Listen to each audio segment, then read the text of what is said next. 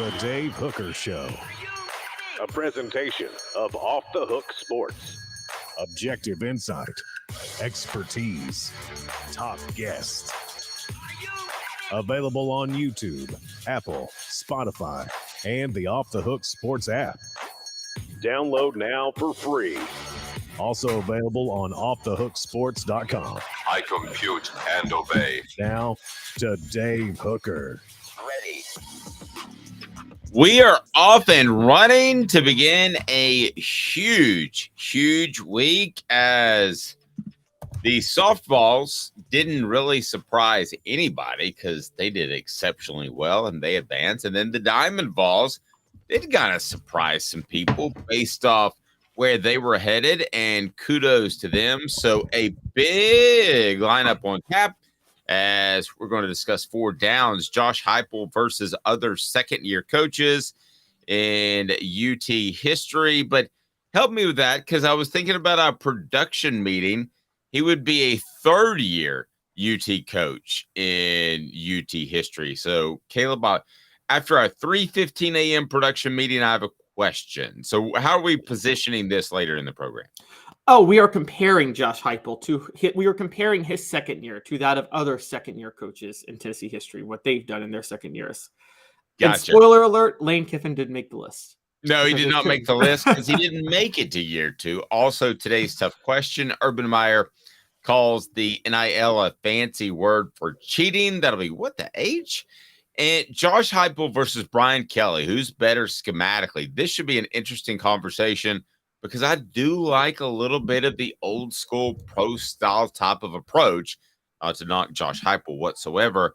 And then before we get into it, predicting the Vols' 8-game conference schedule for 2024, because we got into scheduling info and we got into the 8-team permanent playoff model, the 9-team permanent playoff model. And we both agreed that Caleb, essentially, the SEC, who is pretty definitive for the most part in their decisions, got a little bit wishy-washy. So they'll go 8 in 2024, which I don't think is what they want to do long-term. Good morning to everyone.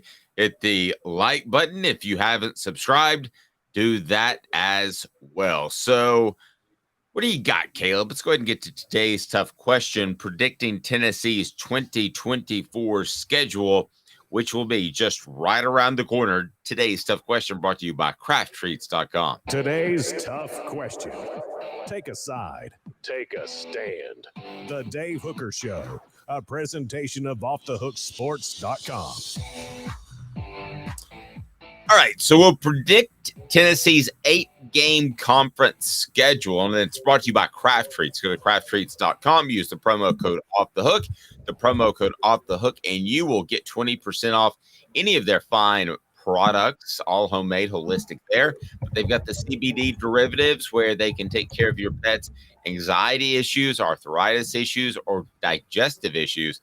They are awesome. So they're the chill pills. But use the promo code OFFTHEHOOK and you get 20% off any of their products. So predicting the Vols' 8-game conference schedule in 2024. A lot of these schedules are still up in the air, right, Caleb? Because we just now decided as a region, a conference, that on Friday it would be an 8-game schedule instead of a 9-game schedule, which I think is a shame. So when we look at Tennessee's schedule, what do you think?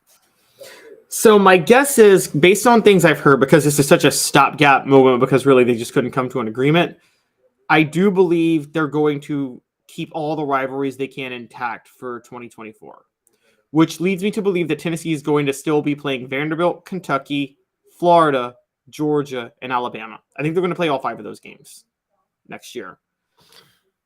They had better, and if that's your stopgap, then I can roll with that. I hate that they're even having to use a stopgap. I think it's a sign of some troublesome leadership at the top. I don't want to call it incompetent because I think Greg Sankey does a great job for the most part. But yes, this is not a good sign that Tennessee and the other SEC schools are a little unsure about their schedule past 2024. So I hope it's as close to what Tennessee had last year, because I like all of the rivalries pretty much except for Missouri, to be real honest with you. Missouri could fall off the face of the earth, and I would be fine with that. But I hope it pretty much stays status quo and stays the same. And isn't that part of the reason that you're doing this stopgap situation in 2024? I would think. Yeah, that's the big reason. And I'm with you. I like the rivalries. Even people are going to call me crazy. I know Tennessee Kentucky is not a rivalry in football, but it's a college sports rivalry in the sense that Tennessee dominates Kentucky in football, Kentucky dominates Tennessee in basketball, and basically where the rivalry comes into play is one team likes to try to get the better end of upset the other team in one of the other sports, basically. Okay, And so let's do this for just a second if we can. What are the rivalries that Tennessee has? Because Tennessee and listen, if you're another school we mention, don't take this as any sort of insult, or if you're another school we omit, don't take this as an insult, because Tennessee is a weird school that has a ton of rivalries, right? I mean, they have a ton of rivalries and no like natural Michigan Ohio State style of rival. Or I was going to use Auburn, Alabama. I mean, there's no, this is a rival that can't go away. They're all like, these are good rivals. Yeah, it's like that date you go on, and you're like, yeah, that was a good date. That wasn't a great date. It's not like I met my soulmate, and it wasn't a complete dump either, where I'm never going to call the other person back. But they're all kind of really, really good dates where you're like, there's a possibility there. So Tennessee, Kentucky is a rival because partly of basketball. Tennessee, last I checked, was number 2 overall in basketball wins in the SEC to Kentucky. That's been a couple of years old, so somebody could have surpassed that. But Tennessee was number 2. So that's kind of a combo guard rival thing. Vanderbilt, if you're over 70 years old, that's a huge rival, and it's in state. Georgia, to win the East, has become an incredible rival. Same thing for Florida, even more so because Florida had a guy named Steve Spurrier that had Tennessee ties. Alabama, we know Tennessee, Alabama. South Carolina, to me, is not a rival at all. But the ones that I mentioned, and tell me if I'm leaving somebody out, which would be Georgia, Florida, Kentucky, Vanderbilt, Alabama, all have a strong argument that they should be on Tennessee's schedule. Let me hear from the message board, and you tell me what you think. But those are the ones I would hate to lose. And then after that, you can just kind of rotate people in, whether it's the LSUs or the South Carolinas. Again, I'm talking in fantasy world. This is what I would want to happen, Caleb. This is not what I'm predicting will happen. Yeah, it's going to be even when it goes to 9 games, it's going to be a 3-6 model. So you're going to have to get rid of 2 of those rivalries. My guess is Tennessee is going to have to drop. They're going to have to drop Florida, Kentucky, and Georgia, because by default, the SEC needs 3 teams for South Carolina to play permanently. And I think Tennessee is going to be one of those teams. And so it'll be Tennessee, it'll be South Carolina, Vanderbilt, Alabama. As for next year, I think they can keep all 5 of those games for next year at the very least. And honestly, next year, bring some old rivalries back. You got a little bit of flexibility with an 8-game schedule. So have Tennessee play Ole Miss and Auburn too next year. Well, I'm fine with that. But when we look to 2025, what are going to be the rivals? Are we going to be all back in this debating once again, or are we going to figure out what's best and then go with that this year? We're going to be all back in it in 2025. And it's going to be who will either it'll stick at 8 games, which is just going to be, I don't know if they can stick at 8 games, or we're going to see them go to 9 games and there will be a 3-6 format. And at that point, it'll be who should Tennessee's 3 permanent opponents be. And it'll be a debate amongst those 5 or somebody else. I think the 2 most untouchable Tennessee games are Alabama and Vanderbilt. Say what you want about Vanderbilt. It's the 4th most played game in the SEC. No one's touching the Vanderbilt game. I don't care what people feel about it. They're not going to touch it. No, and I don't think Tennessee wants that to go away because, again, you and I have debated recruiting the mid-state area. I do think it's going to end up being good. I could be proven wrong, but I think within 2 or 3 years, you're going to see a bubble there, and you're going to see that be a good recruiting area. So if you're Danny White, what do you want the 3 games to be? Let's assume that it goes 9 games after 2024. Surely to goodness it will, right? Yeah, it would have to. I think if you're Danny White, you want Alabama, Vanderbilt, and this is where you throw tradition aside. I think you want Georgia because you talked about recruiting. You want to be able to go into Georgia every other year and play football. I just for agree. recruiting purposes. I agree. And I know we talked to Cooper and Jacob, but they're not the only ones. I talked to former players. They don't want the schedule to get easy just because it can and it could. I mean, you could say Kentucky, Vanderbilt, Alabama, and that's not going to be the three, but you could say those three, and that would be pretty easy and be a benefit to Tennessee. But the players that I talked to and the former players, they want to play the tough ones. You mentioned Georgia. I agree with you, but I don't want to agree with you. I take Georgia just slightly over Florida because, I grew up in the Florida series time. So Yeah. emotionally, I'd rather have Florida. But from the standpoint that you're talking about of recruiting, if you got to play a tough perennial program, and Georgia's better than Florida now, but you don't know what it's going to be like in 5 years. If you'd rather play a tough perennial program that's in the East, what remains of it, then it's got to be Georgia because you want the recruiting exposure there. Oh, I agree. And I never thought about that in the past. And it didn't hit me until you've talked to me about more than anybody about how much Tennessee relied on South Carolina to win the national title in 98. Well, what happened? South Carolina joined the SEC in 1992. And I'm pretty sure Tennessee playing South Carolina every other year in South Carolina helped them recruit that state pretty well. And I never thought about the concept that playing schools like that. And then in basketball, I don't know if you know this, John Calipari, when he took over Memphis back in 2000, he canceled series with Ole Miss and Tennessee. And he had a good point. Memphis has very good high school basketball talent. And he was like, why should I let these schools come into Memphis to recruit talent when we have to go to their places? And it's not like you can go to Knoxville and recruit the same level of talent. And no, he was right. Nobody wanted to hear it, but he was exactly right. I wouldn't have played Tennessee if I were in Memphis. Yeah.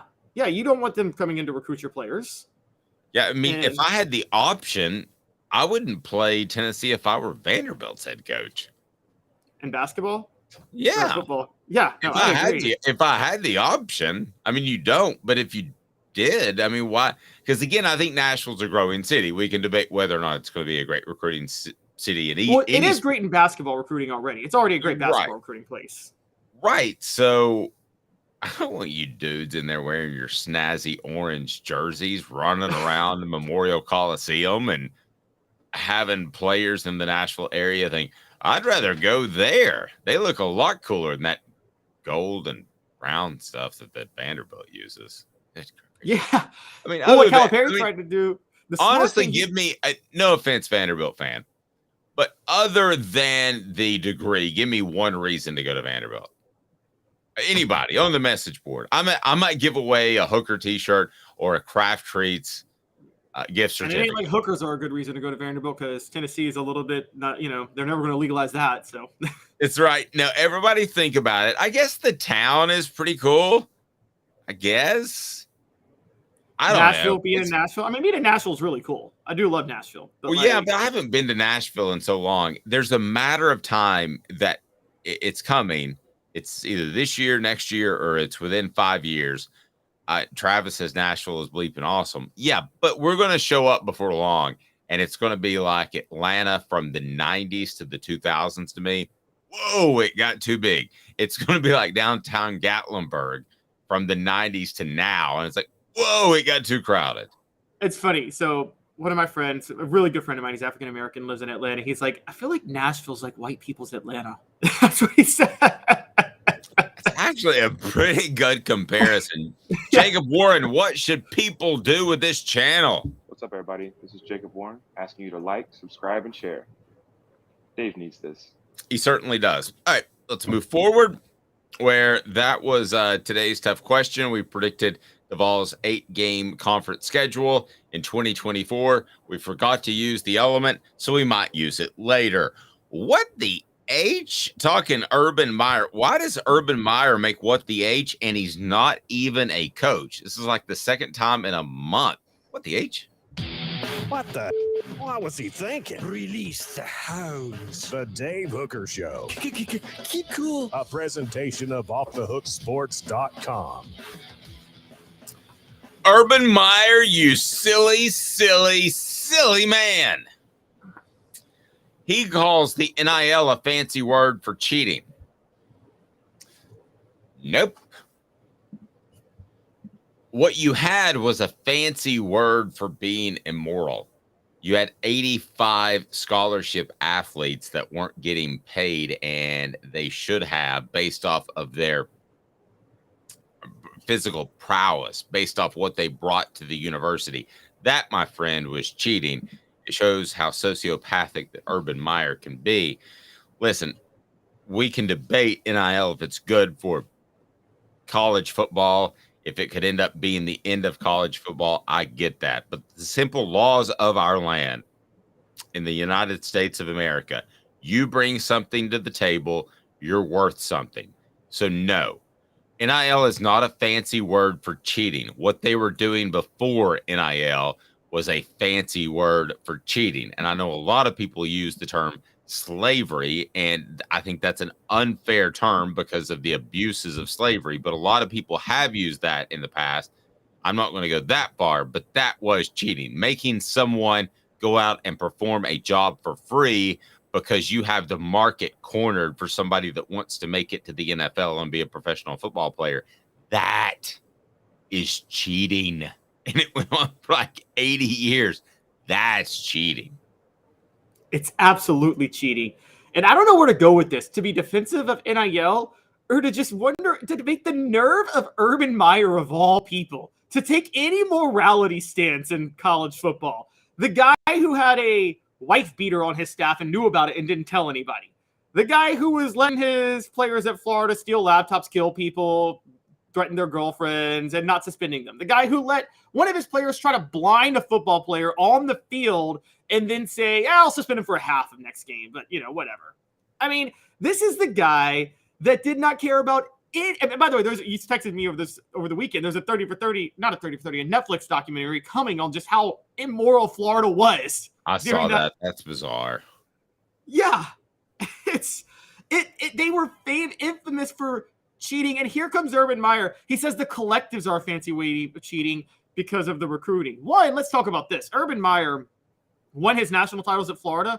He got a lot of help from Ron Zook's recruiting. Dave, you covered recruiting at the time. There was a lot of suspicion about Ron Zook, wasn't there, when he was recruiting at Florida? Yes. Exactly. So it's the nerve of Urban Meyer, who benefited from not the fancy way of cheating, but I believe the old-fashioned way of cheating. And on top of that, to benefit from his fancy way of cheating, which is to say, I will let my players abuse and harm anybody, and I don't care as long as they win me championships. He needs Brother, to I'm with you. sit down and shut up. I think we're both dead right for two different reasons. Okay, so I'm going to go the history of it, and I'm not going slavery, but I'm going to say to some extent indentured servitude is what it was, because you didn't have another option. At least in the NBA, you could go to Europe for a year, right, and then come back. Right. You didn't have another option. It was really disgusting. And listen, it ruined countless, and when I say countless, hundreds and hundreds and hundreds and hundreds and hundreds of players' ability to make money at football because they weren't great students. And I'm sorry, I'm going to stand up for those guys. That's a fact. Caleb, he may not be able to add up numbers, but he produces value because he's a great writer and he's great at video editing. He does so many other things. So to say that, oh, you're not great at this, so you can't succeed at this job. He actually happens to be really good at numbers too. But if I said that would just be stupid, that would be stupid on a whole different level. And it was legislated. And the fact that Caleb went in another direction and is even more correct than I am, that you cannot go out and call out people that are unethical when you ran one of the most unethical programs in the history of modern day college football in terms of programs that matter. There may be somebody doing it at West Virginia North State via the I-24 corridor school university. But as far as programs that matter, who's been any dirtier taking out moral things like Penn State and that sort of thing and Michigan State, okay? But who's been any dirtier other than those totally immoral schools on the college football scale? Who's been worse? Who's been worse? Yeah, nobody. It's not even close. Urban Meyer towers above everybody. And he's been a fraud like this for a while. I don't know if you know this, but this was about when Jameis Winston was at Florida State. Urban Meyer had the nerve, I kid you not, to go on Bill O'Reilly when O'Reilly was still on Fox News and say, it'd be really hard for me to let a player like Jameis Winston on my team. Really? Really, Urban? It'd be really hard for you to let a player like Jameis Winston on your team? I mean, he'd be stacking cash for him to be on his team. He would be stacking up cash bigger than that alligator that was on Naked Jim McElwain. He'd be stacking up 850 pounds of bull shark cash is exactly what he would be doing. Travis says Nashville, Kid Rock's. You can throw a rock on Broadway and it will hit the best bar you've ever been to in your life. So I'm calling some people to have like a fan party, not necessarily for SEC Media Days, because no fans go to that because it's just a bunch of dudes talking to each other. But, you have the Virginia game. So I'm looking for a place to hold a little a party for Off the Hook Sports. So there would be no better place to do it than Kid Rock. I don't know how to get in touch with Kid Rock, but if anybody does, let me know. For the record, Foo Fighters, a couple of weeks for us. My wife has okayed the $170 price ticket, but I found 8th row tickets for Kid Rock in Nashville. They're about 500. She hasn't okayed that yet. Should she okay that, Caleb? No, because Kid Rock railed back in the day against artists who charge too much for their concerts, and look what he's doing now. Sell out. I thought you told me that Ticketmaster got their claws in that or something. Yeah, but Kid Rock was like, what Kid Rock was taking the stance on, I won't perform at the venues that do that. Well, it looks like you're going to perform at the venues that do that, Kid Rock. And also, I don't like Kid Rock's whole fake redneck persona. You grew up in the suburbs of Detroit, okay? And you're pretending like you're some country boy who grew up in the rural areas of No, you are a suburban kid. He pretended to be some hip hop kid in the 90s, from inner city of Detroit. He's not. Now he pretends to be some redneck. He's not. Although, to be fair, kind of fits in with Nashville, because the one thing Nashville is it's like a fake redneck town. It's a bunch of kids who grew up in the suburbs that pretend they grew up redneck. Same way Atlanta. Most of the people there aren't even from Tennessee. Exactly. By the way, Fred White will kill me on this. Atlanta's the same way with hip hop. A lot of kids who grew up pretending to be from the hood, but they really grew up in the suburbs, like John Morant. If you see Kid Rock in concert, it will change your life. Oh, I'm sure he's musically he's very talented, and I'm sure he would be great in concert. I just don't like the fake redneck persona. I never like it. I didn't like it when Kenny Chesney did it. Okay, I didn't like it when these country music artists put on makeup and cowboy hats and tight jeans and pretend they grew up redneck when in reality they grew up in the suburbs and privileged as heck, and they never worked a day in their life for anything. I thought you were a big Taylor Swift person. She doesn't fake being a redneck. She owns being pop. Okay, 2 minutes. And how does Josh Heupel compare to other second-year coaches in SEC football? In Tennessee football history? He does all right. Let's just say that. 2 minutes back. Josh Heupel's stance in history. I think you'll be pretty impressed when we look back at the former Tennessee coaches that have been in his shoes heading into year 2, because last year was year 2, and they won 11 games. Stay tuned. Off Thug Sports. And Craving Wings South North Shore location, where we've heard people say that you can get the best wings in East Tennessee. Pero ¿quién es este? El número 87, Jacob Warren. I'll just do 6 of my sauce 87, please. Imposible, señorita. Dale 6 más. Look at these wings. Perfectas, deliciosas, fantásticas. Man, I don't know what you're saying, but it sounds awesome. How do you say fresh, never frozen in Spanish? Frescas, nunca congeladas. Make your way to Craving Wings and get you 6 más. But what was funny about Cadis, we were a full continuum of care at that time. We had detox, we had inpatient, we had outpatient. So we were doing a lot of the things that we do now. But now we just do them so much better. It's really a simple program, but we're complicated people. I am what I am, and now I got to do something about it. You can take your life back. Call Cadis today.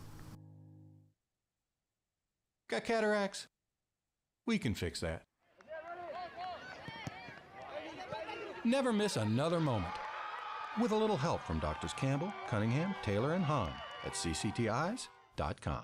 Do you want to own the more that owns every job? Then get to Vassy Lawn and Garden in Cleveland and get you a Toro. I'm David Vassy, here to talk to you about Toro.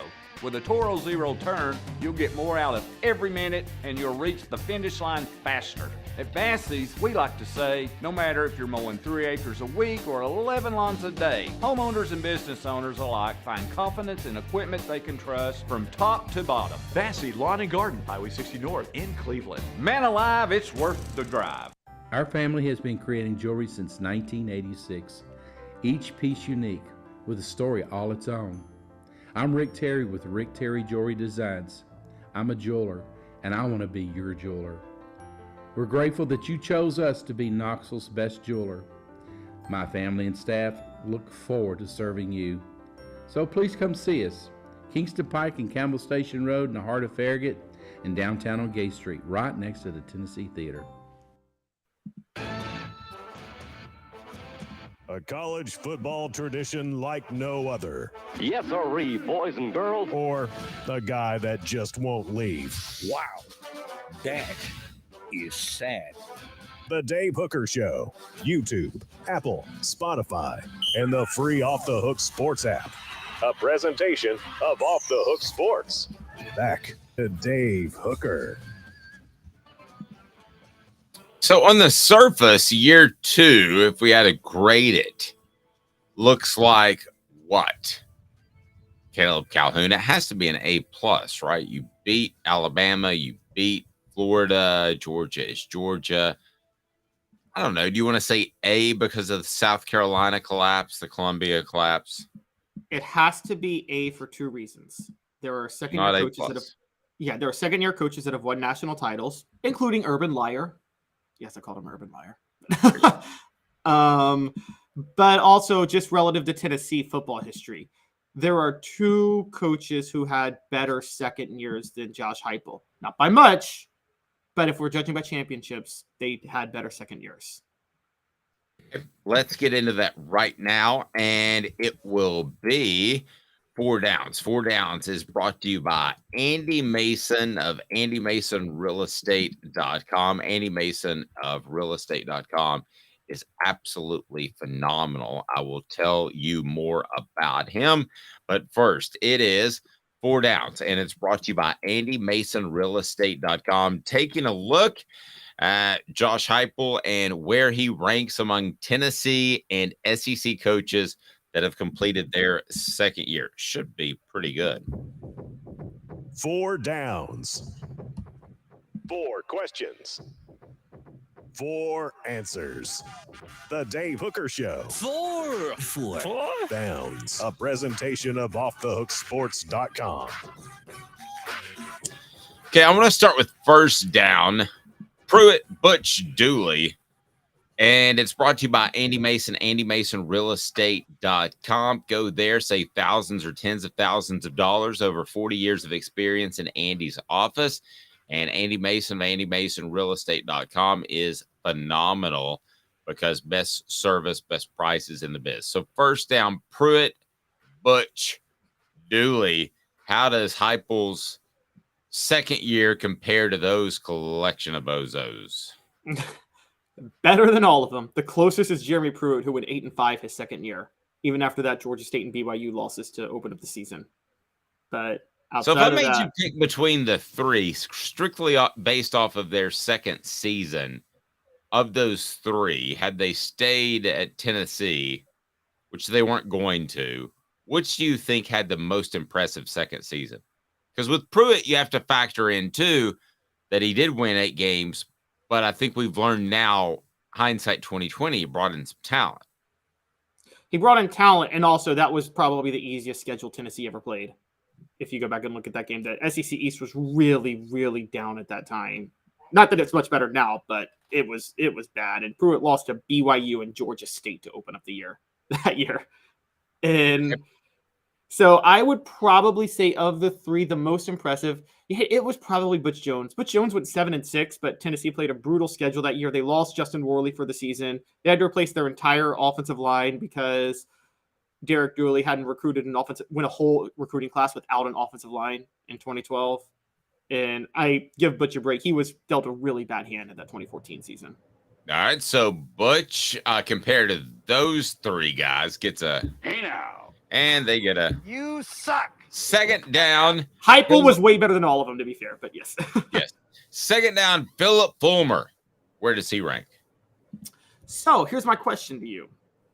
Do we count Fulmer's second season 1994 or 1993, given the fact that he partially coached in 1992? Man, I thought you'd go there. I would probably count it 1993 because you didn't have to clear the program hasn't been recruiting at a high level for a while, which you do with most second-year coaches, right? So, yes. I mean, and he was in charge for a good part of the year anyway. So I'm going to say 93, but let's take a look at both years on Second Down, brought to you by AndyMasonRealEstate.com. So 93 was the seventh. It'd be the seventh best second year in Tennessee football history for coaches. There were 6 others. Pretty good. It is. But if you do 90, because he went 10-2, but I argue the 93 team underachieved. If you look at the talent on that 93 team, there's no reason they shouldn't have won a national title that year. Honestly, they were loaded with talent. That seemed, when you ask about year 2, it made it difficult because year 3 to me was kind of like the transitional year where it was Philip Fulmer got his claws in it and that was his team.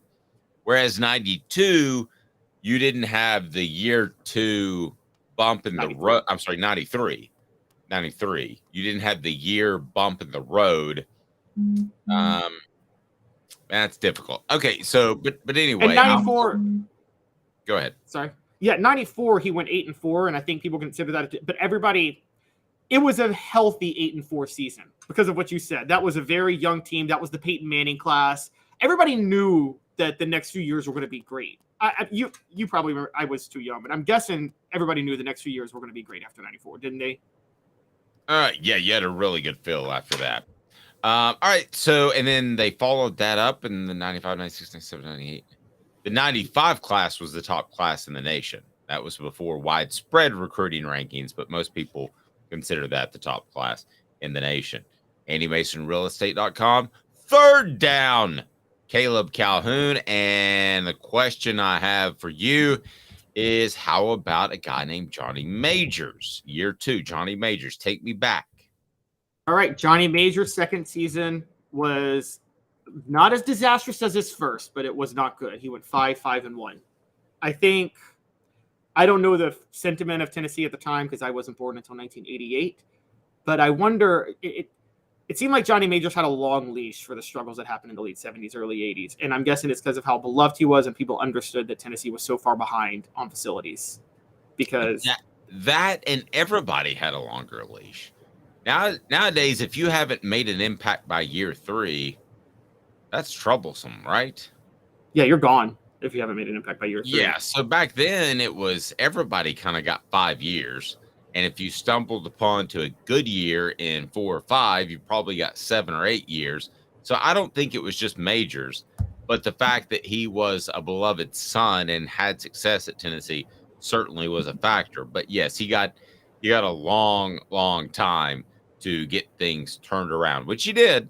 But let's go to fourth down. General Nealand. How did he do in his second year?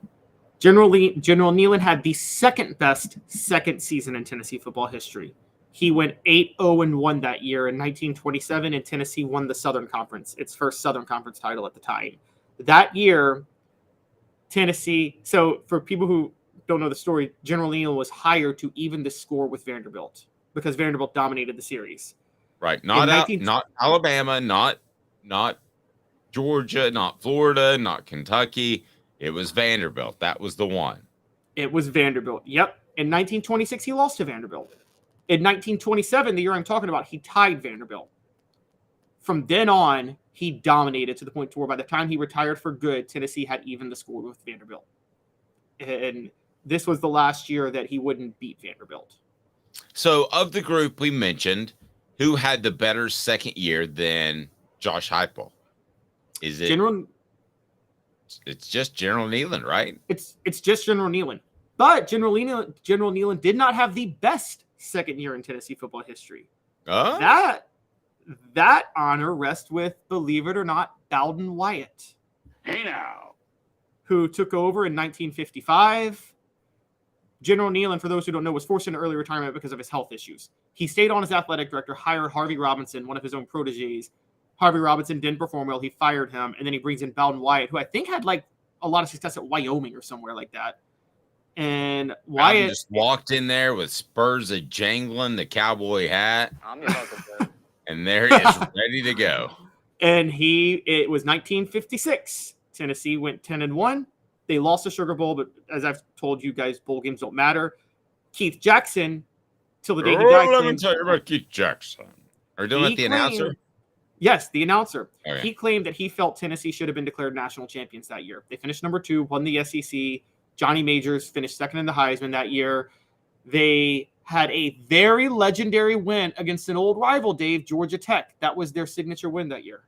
They beat Georgia Tech 3-0. My interview with Keith Jackson, I think it was the same year that Bobby Bowden won there was a General Nealon Award and there was a Lindsey Nelson Award that would go out to the best coach and the best broadcaster. And they always showed up because they were big awards. They weren't maybe like the Dodd Award, so to speak, but they were big. And I remember interviewing Keith Jackson, and I said, what's the one thing you're looking forward to most in retirement? He goes, well, let me tell you, not looking at a clock, not looking at my watch, not worried about it. And I said, well, that makes sense because in broadcasting, everything's timed out. He goes, oh, you know it. Makes sense. He took a job doing the Pac-12 games 2 weeks later. He did. I remember that. Oh, my God. I got to be honest. When you said not looking at my what, I thought you were about to say not looking at my wife. And I'm like, wow. Yes. Oh, let me tell you, she slipped a bit. Oh, a couple other names I want to mention, by the way, before we get out of this topic. Doug Dickey finished in the top 10 his second year, 1965. He did pretty good. And there were Bill Battle, 71, did pretty good, 10-2. John Barnhill, he was mentioned on the message board. John Barnhill, whether he finished in the top 10 his second year, for those who don't know, he coached Tennessee between Neyland's second and third stint. Probably weathered the most difficult time period in Tennessee history. This was at the height of World War II. And Barnhill was having to lead the program those 5 years. And Tennessee was very limited in what they could do. All right. So our guy, Caleb Calhoun, has people getting rowdy. And we discussed this at our 2 o'clock and 40 minutes production meeting this morning. And I knew he would do so, but he's like, I'm just going to do it because I'm not scared. I ain't never been scared. I was like, okay, you do it. Today's tough question. Take a side. Take a stand. The Dave Hooker Show, a presentation of offthehooksports.com. I'm curious why you went here. We discussed it in the 2:30 production meeting. Josh Heupel versus Brian Kelly. Who's better schematically? And it's brought to you by Campbell, Cunningham, Taylor, and Honda. Look at me, no contacts, no glasses as well, because I had the LASIK surgery, and it is fantastic. Local doctors that care about you, cataracts as well. And they've got the individual vision centers for your regular checkup. So you got Josh Heupel versus Brian Kelly. Who's better schematically? Now, if you can define, as we did this morning at the 12:45 a.m. production meeting, if you can define what you mean schematically, do you mean across the board? Do you mean just on offense? You mean offense, defense, special teams? I'm assuming you don't mean putting together a program, which people could argue I've got a scheme of a method for putting together a program, but define what you mean by schematically. Yeah, I was thinking specifically offense since they both come from an offensive background. And I'm saying one game for your life, who do you trust to put together a better offensive game plan? One game for your life. So I'm entering the SEC championship game, and I've got Brian Kelly of LSU versus Tennessee. I'm not taking Josh Heupel because of what he would do that week, but I think overall his scheme is significantly better. So I would take him not based off game planning, which makes it sound like that. And I'm not knocking him on game planning either. I thought he had a great game plan versus Clemson that took advantage of what Joe Milton III did the best. I'm taking Josh Heupel because the overall scheme. So in other words, 2 supermodels scheduled to attend an event. If one's dress isn't quite as nice as the other, if Brian Kelly outdoes it on dresses, then fine, he gets that. But as a whole, it's Cindy Crawford versus Caleb Giroux. Caleb Drew will love this. He's from Louisiana. So I guess where you're going, you've educated me on this. What you're saying is Josh Heupel, and this is what makes him similar to Spurrier, because you felt Spurrier had the better scheme in the 90s, but you're not sure he would have been the best game planning week to week. That is exactly correct. Yeah, I think Josh Heupel is Steve Spurrier redone without the smart aleck tongue. I hate making comparisons that are so cut and dry like that because everybody's different, but I think he is that guy. So I have to say I agree with you. I think, but I'm going to take a caveat. I think it depends. Josh Heupel's scheme, if they're both coaching NFL teams, I'd take Brian Kelly yesterday, today, tomorrow to run the NFL team over Josh Heupel every day of the week. I wouldn't even think about it. I think his offense translates better. I would too, but why? Just because it's more fundamentally ground based? Yeah, it's got more pro style elements. Okay, before you go too far down that road, let me play devil's advocate, even though I agree with you. Tennessee runs the football, right? We all know that by now. Okay, so are you oversimplifying just a little bit? Again, I agree with you. I'm playing devil's advocate. But are you oversimplifying just a little bit to say that Brian Kelly's offense is more fundamentally based than Josh Heupel's? Because Josh Heupel's offense does run the football. I think it's the blocking schemes from the offensive line. So this is actually something I give Butch Jones credit for, and I think he got this from Brian Kelly, which is that Brian Kelly runs spread elements, but if you watch his offensive linemen, they're taught to block the way you block it would block in a pro-style offense. Heupel's offense, yes, he runs the football, but the blocking schemes are very much a spread offense blocking scheme, which is basically take a position, force your defender to that position, not maintain a block. You get what I'm saying? Like Heupel doesn't coach his players. And maybe Cooper Mays will kill us for saying this, but I don't think they're coached to maintain blocks in Heupel's system. No, it's a leverage thing. Cooper has said that before, and that's why he feels like he's better off going against bigger guys than lighter, quicker guys. He'll tell you that Pitt was more challenging than Alabama, for instance, because it is a leverage game. He's very rarely blocking somebody by himself. No, I think there's something to that. I don't go that far down that road because then you get into Butch Jones territory, and they didn't have a hand on the ground. When I saw that, I was like, that was every bit as big of a red flag as Dave Clawson flipping offensive lines. And when I saw that, I mean, seriously, when I saw that Butch Jones didn't even have a guy in goal line with his hand on the ground, I was like, this is trouble. They don't even know how to put their hand on the ground in a 3-point stance. I mean, nobody's asking for a 4-point stance, but for the love of goodness, you're on the 2 and you're standing on 2 feet. So this is nowhere like that, but it is at the very least keeping defenses honest and a little bit more. So to me, it is every bit as fundamentally sound in the college game as anything that Brian Kelly does. I would absolutely take it. And I hate the fact that people say gimmicky and people on the message board think that's a bad thing.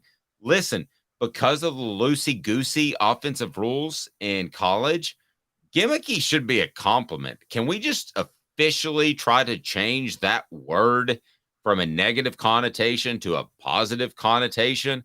I'll take a little gimmicky. Look at what Mike Leach, rest his soul, was able to do, how Mummy was able to do at smaller schools. Yet, that is not Josh Heupel's offense. It may have a twinge of gimmicky, but it's still fundamentally based. That's what it is. And that's why I think Tennessee fans get rubbed the wrong way on the gimmick line, the G word. But the simple fact is, it is a little gimmicky, but most offenses are, even if we want to go back to the wing T, but it's fundamentally sound. So I think Tennessee's got a great thing going. Offenses are gimmicky until everybody does it, and then they're standard. The single wing that Neyland adopted in 1926 was gimmicky. In 1956, it was outdated, and Tennessee was staying committed to it. And they were like, the T formation is just too fashionable, and it's going to go away. And then Tennessee adopted it with Doug Dickey, even though the T formation was the original formation before the single wing. So you're right. I'd like to quote. Have y'all ever seen the documentary on Elizabeth Holmes, the Theranos woman who created like fake blood work for people and went to prison over it? No, have not seen anything about her. It's a great documentary. She is a fraud and she belongs in prison, but she had a great quote one time, even though she belongs in prison, which is that first they think you're crazy, then they fight you, then you change the world. That's how offenses work in football. First they think you're crazy, then they fight it, and then everybody's running your offense. No, I completely agree. When I watch Brian Kelly's offense, pro style is too strong of a word, but I see an offense that is more pro style based, but has little tweaks in it to make it more adept at the college game. Whereas when I look at Josh Heupel's offense, I see a college offense with some pro style approaches, which is have the ability to run the football. I think they're on not completely opposite ends of the spectrum, but opposite ends of the spectrum in terms of the way they approach the offensive game. Yes, when we see Josh Heupel, we see a scheme. We see, okay, I don't like to use him because you're right, he never adapted, but we see a Mike Leach. Josh Heupel will adapt, so it's not like he's like Mike Leach, but we see it's more scheme-based. You're right. When you see Brian Kelly, you see it's year-to-year, game-to-game based. He adapts his offense to his personnel, and he knows how to. I guess one of the good comparisons would actually be David Cutcliffe, who I thought was a master at adapting his offense based on the personnel he had year to year. And he ran a standard pro style. Brian Kelly is more creative than Cutcliffe, but just that principle that they adapt their offenses, because Cutcliffe went, I will never forget when he just brought up the no huddle in 2007 out of the blue. He had never run it his whole career, but he was like, I got a senior quarterback and a great offensive line that's veteran. I'm going to run the no huddle. And it worked. Mr. Jones says innovative sounds better. It does. And those two words, gimmicky and innovative, are probably closer together in definition than you might think. Gimmicky to me is what the Ravens ran the first 2 years in Lamar Jackson. Now, Lamar Jackson can throw now, and that was the idea that they were going to develop him into a thrower. So it sounds like an insult now. But Mike Vick at Va Tech, those were gimmicky. Those were taking advantage of very elite running quarterbacks.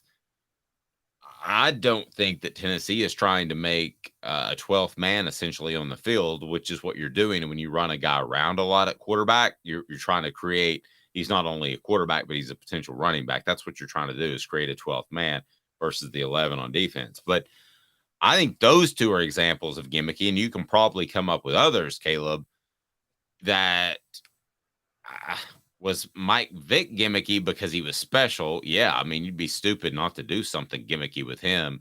Was Lamar Jackson a good enough thrower to not be gimmicky very early in his career? No. So they did that with him to some extent with Jalen Hurts. Now, I think it both developed as throwers, so I'm not painting this broad brush, Caleb, but those to me are gimmicky. See, I didn't think Mike Vick was gimmicky at Virginia Tech, though. What Virginia Tech did to me, what Frank Beamer did, was similar to what I felt Bobby Bowden did with Charlie Ward, which is, I don't think they had a scheme. I think they just had a very dynamic athlete at quarterback, and they basically were like, snap the ball and make something happen. Yeah, but see that? No, I agree. And Randall Cunningham in the early 90s with the Eagles was the same way. The defense is going to make plays, go out there and scramble around and make something happen 5 times, and Eagles win the game, right?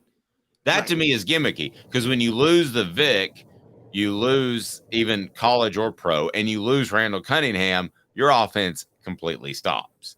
If Tennessee this year loses Joe Milton III, Nico's going to step in, and the offense isn't going to completely stop. Maybe just you and I workshopping this thing have defined what's gimmicky and what's not. That's true. What's innovative versus gimmicky? That's a fair point. So, but then I'm like, okay, Gus Malzahn was innovative. But if Auburn loses Cam Newton in 2010, the offense still stops. You're not going to replace Cam Newton. Yeah, that is just a special sort of player that almost goes into a different category.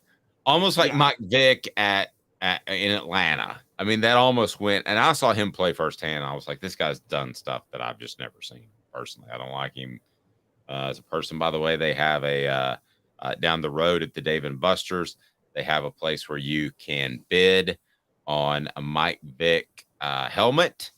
And I just, I filled it out as emailed Dave at aspaca.com. So I went down that road of yes, I have not forgot that he abused animals. Is it too soon, too long? No, I'm one of those people. I do believe it's the biblical Saul to Paul story, and I believe in redemption, but there are some things it's like the level I don't think people understand the level of animal abuse that went on in the dogfighting ring. I mean, they were like electrocuting and drowning dogs after they lost. It was just bad. There's a specific player that we've chosen not to work with because of things I know about his background, a former Tennessee player. So it's not just where I am. I mean, there's certain things that I can't get beyond. But yeah, I think if you have a Vic or you have a Cam Newton, you take advantage of them. And then when they're gone, you're not going to be able to take advantage of them anymore. So you better have something good to go. So what happened in those particular cases with Frank Beamer? What happened with Gus Malzahn? You had coaches that couldn't continue that offensive success without those very special players. I think the question you have to ask yourself is how in the world did they get those players in the first place? And I would say kudos to both of them for adapting an offense to do things that were special. But still, I look at both of those situations and those were gimmicky because you had a guy that was so special. Which is where that was different from, for instance, Tom Osborne. Tommy Frazier was the best quarterback to run that offense. But guess what? When Tommy Frazier graduated, Scott Frost came in and he won another national title. He was just darn fine, wasn't he? Yep, he was. Just fine. And John Chambers could not figure out how to stop him on green. So yeah, and I don't think Tennessee will be gimmicky if you factor in that they will have a quarterback ready to play. Gimmicky to me is just relying completely on one guy's ability. Or would you call the triple option back in the day like Georgia Tech ran and drove people crazy in the 90s and 2000s? Is that gimmicky? To me, that was gimmicky only in the sense of, again, here's where the line comes into play. And this may be where Heupel's different from Mike Leach. It's gimmicky if you don't adjust. And the Georgia Tech triple option, Paul Johnson took advantage of the fact that nobody in the ACC was running the triple option. So it's hard to prepare for them that 1 week. I'll give you an example. We'll go to basketball. No one likes to hear this. Bruce Pearl's success at Tennessee was because of a gimmicky system he ran when he first took over. Like, do you know how pressing for 40 minutes in college basketball, that nobody in the SEC was prepared for that. And it was fun to watch. Yeah, but Arkansas did the same thing. So is that was gimmicky or is that aggressive? That was gimmicky. What Nolan Richardson did was gimmicky. And he was a great coach. That doesn't mean he's not a good coach, but it was gimmicky. Bruce Pearl, remember, when Bruce Pearl's own recruits came in, he didn't have the same level of success that he had with Buzz Peterson's recruits. Not because Buzz Peterson's recruits were better, but I think the SEC kind of caught up a little bit with what he was doing, which was just like the SEC caught up with Steve Spurrier, by the way, in the late 90s. He won one SEC title his last 6 years after winning 5 in his first 6 years. And I think that's what happened with Pearl. Pearl's still a great coach, succeeding at Auburn. He's innovative as well as gimmicky because he adjusts to he's able to adjust with this system, but his commitment is still to flex offense and press and score in transition. And that's what he lives and dies by. He swears by it. Yep, absolutely. How about those Diamond Vols? They were supposed to go to Clemson and just get knocked out of the tournament, right? Wasn't that how things were supposed to go? Clemson hadn't lost since, I think, April the 28th at one point. They had players that could play, and it was a tough draw. And what did Tennessee do, Caleb? We'll discuss that after this with Zach Hare. He's our He has officially become our baseball analyst, so we're looking forward to that. And he's with Sports Treasures, so we'll tell you the latest there. We're excited about some things that we're going to be able to do with Sports Treasures working forward. So he's Caleb Calhoun. I'm Dave Hooker. 2 minutes, and those Diamond Vols ain't dead yet, and they're not rounding second, giving everybody the single finger salute either, which is good. 2 minutes off the Hook Sports. Sun, sand, and salt water, the beach is a very relaxing place. Unless you wear contacts. Ow! Open your eyes to the best the beach has to offer with LASIK vision correction from Campbell Cunningham Laser Center. Ah. Hi, Mike Davis here with City Heating and Air, reminding you to always dare to compare. Our team provides quality local heating and air service, installation, and maintenance across East Tennessee. We use only the best equipment like American Standard heating and air conditioning for your residential, new construction, or commercial needs. Honesty, dependability, and customer satisfaction have been the cornerstones of our business since 1961. City Heat and Air. Dare to compare.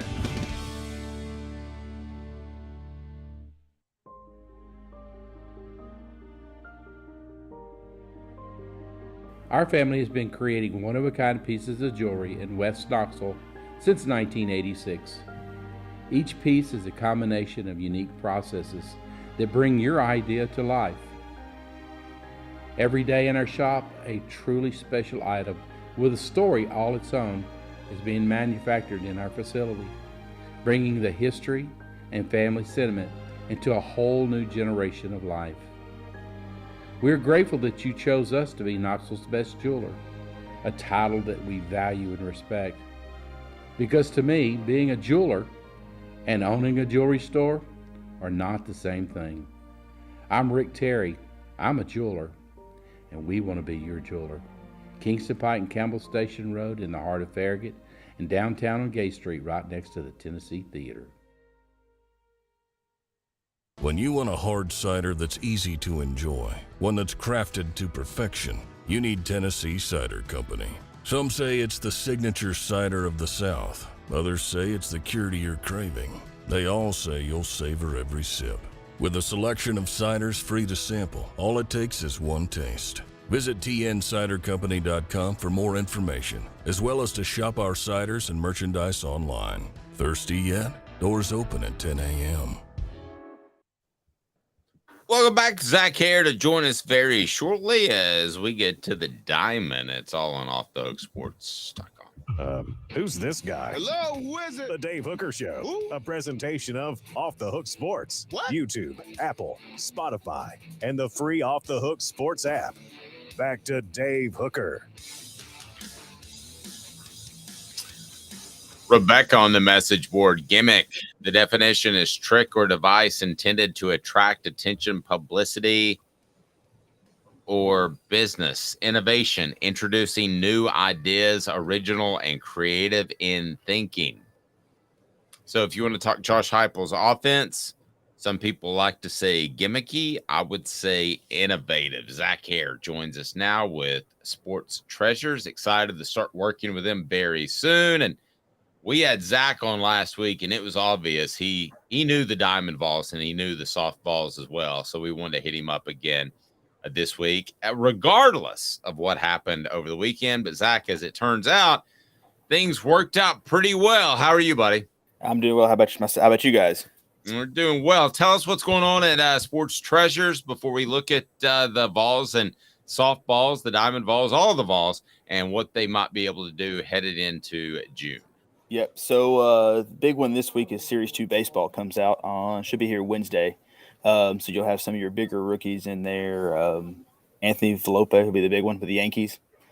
That's what we got going on this week. We had our anniversary sale last week. Got some leftovers still with as I was joking around here in our social media, it's we've got 3 racks of clothes up front of damaged, dirty, and slightly inappropriate clothing. And by slightly inappropriate, it's 2 racks full of Washington throwback Commanders. Nice. Well, I've got some Hooker shirts if you want to go with inappropriate yeah. that I can hook you up with. Let's Let's get rolling with the Diamond Vols. I mean, there's every reason for them to go to Clemson, not have the excitement of last year. Clemson was on an incredible run. There's every reason for them to go to Clemson, and the season is over. And you say to yourself, well, it wasn't 2022, but kudos to them. They made a run, but they didn't do that. They had the right mindset going in. I know you've worked around the team before. What signs did you see that they had the right mindset early on? I think really after the Vanderbilt game, when they had hit the walk-off home run there, I think that's what turned it. And what Vanderbilt was doing at that point in time, I think that showed them, hey, with the media saying what our fans were saying leading into the season, we can do that. We have that capability. I mean, they're statistically looking, our bullpen is best in the country. I mean, you've got what should be 3 top half of the first round draft picks in this year, next year's draft with Burns at the time, who's now moved to the bullpen, but with Beam next year and Dolander this year and Andrew Lindsay just coming out of nowhere to really do what he's done, especially to be a Friday night starter in the SEC. That takes a nice little different person mentally to be a Friday night starter in the SEC. But I think that was when that hit, that proved that I think the players saw they could do it, and that they had gotten to the point before that home run of, hey, let's just go out there and have fun. And I think that was just two worlds colliding. It made a perfect storm. So Zach, where does Zane Denton's performance over the weekend rank in most clutch performances ever by a Tennessee athlete? I mean, I think Peerless Price, the 98 national title game. Yeah. Is that on that level? It's I don't know if it's quite to that one. I would put it maybe up close to where Gilbert's grand slam was against I'm drawing a blank. Wagner, I believe it was 2 years. When we hit it to go on to win that first game of the regional a couple years ago. But definitely that was big. Him especially, being a transfer, and he's been a clutch player. Who I was watching the game on TV, talked about how he hit a walk-off grand slam, I believe it was, in Little League World Series as a kid. So he's always had that, what seems to be the clutch factor. I would definitely think baseball-wise, clutch it's going to be in your top 5 or 6. I was a little young when Helton played here. I'm sure he had a few as well as Condridge. Maybe Dave knows some of those he can. Thank you. I was ready. Yes, I was at school during the Todd Helton years, but not the Condridge years. And so, but overall, Tennessee, I think you'd be flirting with top 10. You've had some good football and basketball ones to go around. But that was definitely I was out mowing, listening to the game, came in to watch the 9th inning, and I had to apologize for my wife and vacuum up the grass that had fallen off of me after that home run afterwards. Yeah, and John Wilkerson, always a great guy to listen to, another fantastic call over the weekend. So this team had so much pub around it last year, some good, some bad. Zach, how would you compare going into the second week of the playoffs with this kind of flying under the radar? May not be the right term, as opposed to rounding second and giving the one finger salute. I mean, how would you weigh both of those as far as your confidence level going into these games? So obviously we're not sure if we're playing Penn or Southern Miss yet. If it's Penn, all things point to us being home. If it's Southern Miss, still up in the air. I would hope we would host either way, but I know Southern Miss has hosted in the past, so they do have the facilities large enough to host. Kind of a lot of things that reminds me of, and you see a lot of times in sports is, the 98 national championship team in football. The 97 team was loaded, came up short. Last year's team was loaded.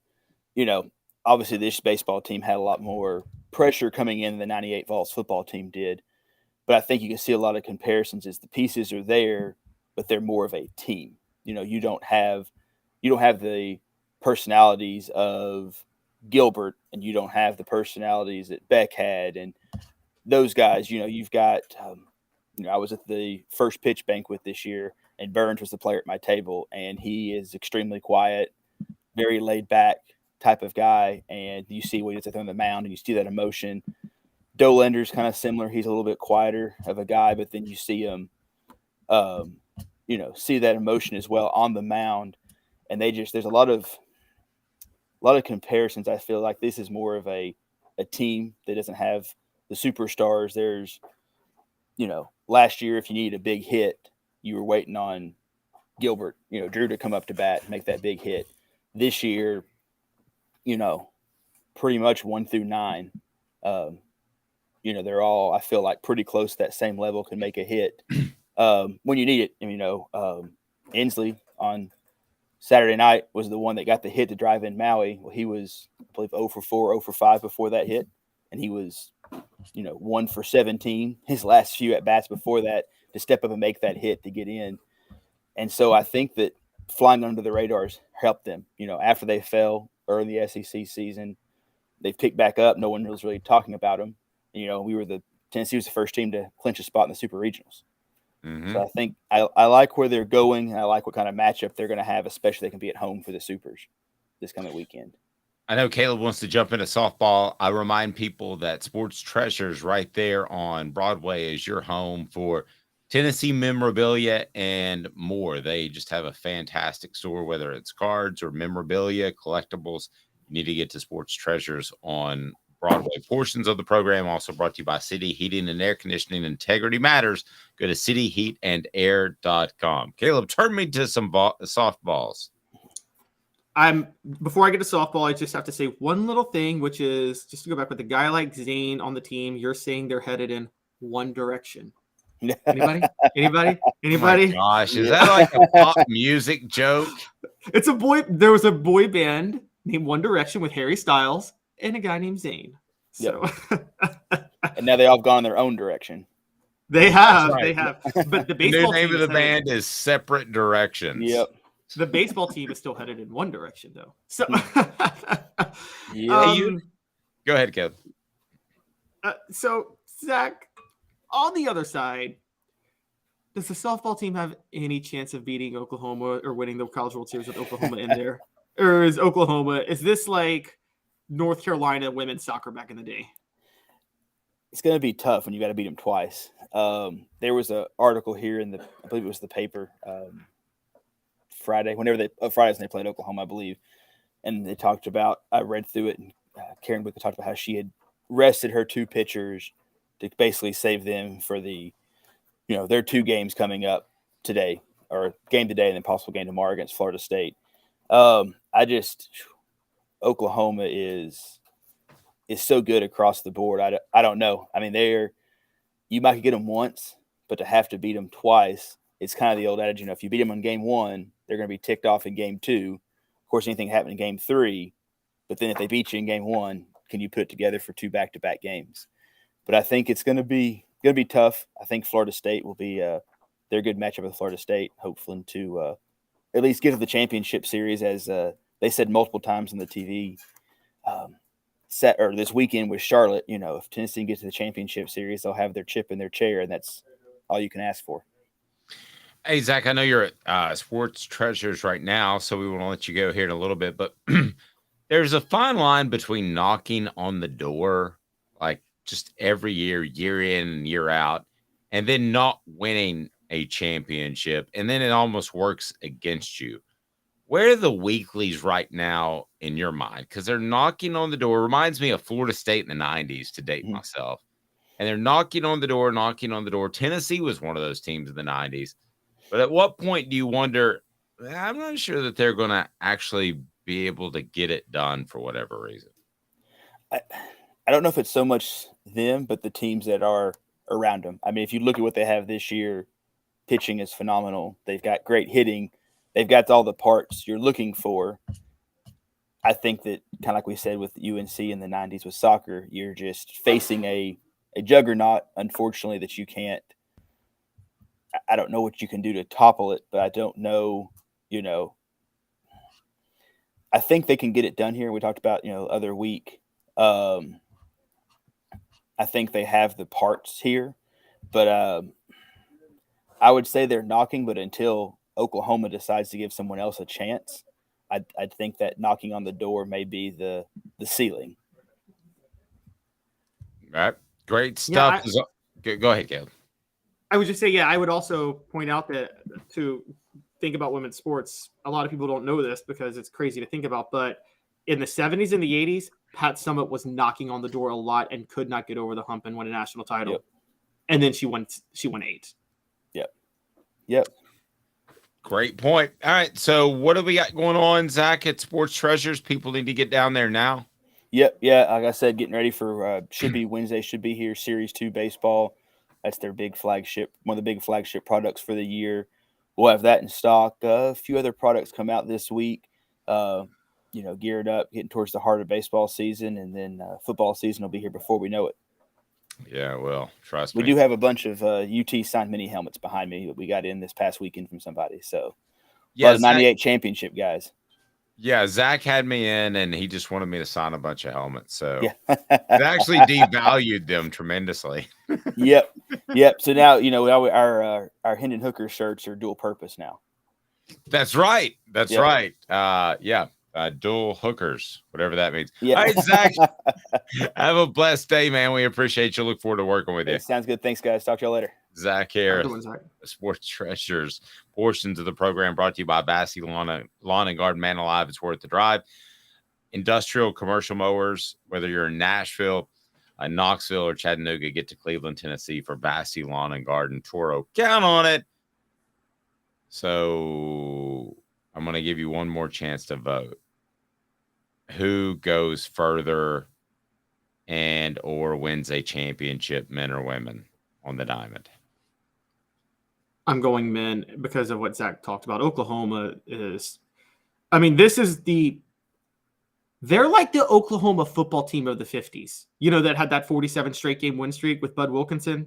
That's what Oklahoma softball is right now. Or the Nebraska of the 90s that Tennessee ran into a couple of times. That's true. Tennessee was better than that Nebraska team. Yeah, shorter span, but right. Again, they just Tennessee did what they did, and they were probably going to beat you at it. Yeah, I just maintain that if Peyton Manning's not hurt and Tennessee has a defensive coordinator that knew anything about the triple option, Tennessee could have won that game. What year? 98 Orange Bowl. Yeah. 97, 98. 97, 98. Yeah. Well, Peyton shouldn't have played. He was also on David Letterman showing off his big swollen knee like 4 days before the game, which was not the smartest move in the world. I mean, his pants wouldn't wrap around his knee. Do you remember that? I actually do, funny enough. And I actually remember there were questions about his NFL future because of that knee for a minute. Yeah, it was a bursa sack. So there's one sack you don't want to hurt. It's a bursa sack. That ain't the only sack you want. He's Caleb Calhoun. I'm Dave Hooker. Weekdays at 10 o'clock. This has been a presentation of Off